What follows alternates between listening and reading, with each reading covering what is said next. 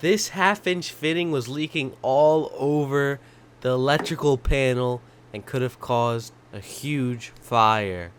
What is up, guys? It is Chachi the plumber, and today we have another leaky pipe.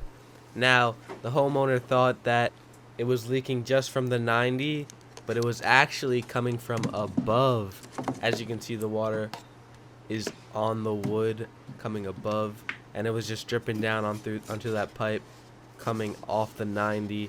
That's why he figured it was coming from the 90, but it wasn't as simple as just replacing that 90.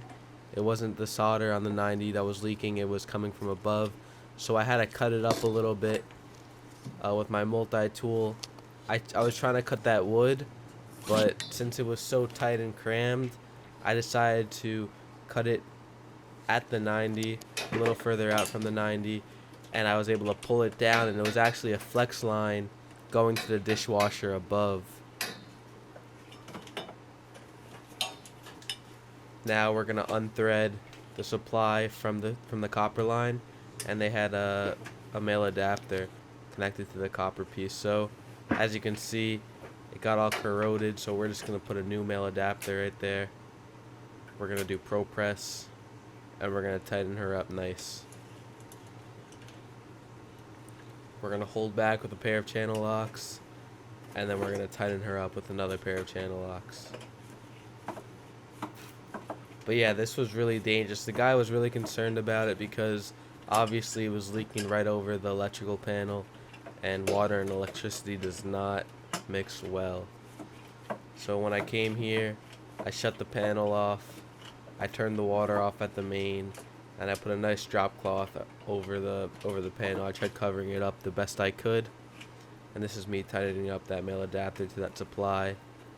I put some Teflon tape and some pipe dope just to make the seal extra nice, and now we're ready to make the next connection. But yeah, it was spraying a lot. It got all that wood wet. The wood got pretty soaked, and now that male adapter is pretty tight on there. We're gonna connect the existing copper line. So we're gonna cut it back a little bit to make it more accessible. We're not gonna put that supply back up into the wall, into the ceiling. We're gonna have it out, so if it were to leak again, or if we have to replace that supply, we're able to do so right here. Usually the dishwasher line is right next to the kitchen faucet, but the arrangement of the dishwasher in the kitchen was a bit further out. Didn't have an island or anything, but it was in a really weird location, so that's why the water line wasn't close to the kitchen sink water supply. So we're just gonna use a coupling and obviously the male adapter, and that's all we gotta do. We had to cut it back a little bit just so it could fit, and so we can make it a bit more accessible this time. So there's the coupling. We're gonna pro press her up. We're gonna do the top one first, considering that's the hardest one to get. And luckily I had enough room to pro press this. That would have been annoying if I did all of that and I had to solder it because I didn't have room. That's the one downside with the pro press gun. You need enough room to get the gun there. Now we pro press the first side, and then we pro press the second side of that coupling.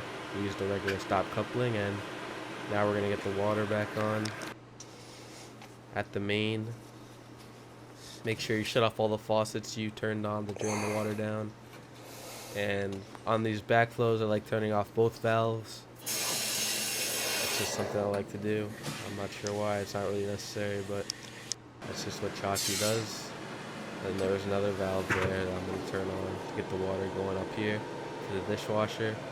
And we look good. No leaks. Of course, I check it a little bit more. And there is going to be some excess water up in that wood, but don't be alarmed if you see a little drip. That's it for today. I hope you guys enjoyed. Please like and subscribe and share this video to a friend, guys. Peace out.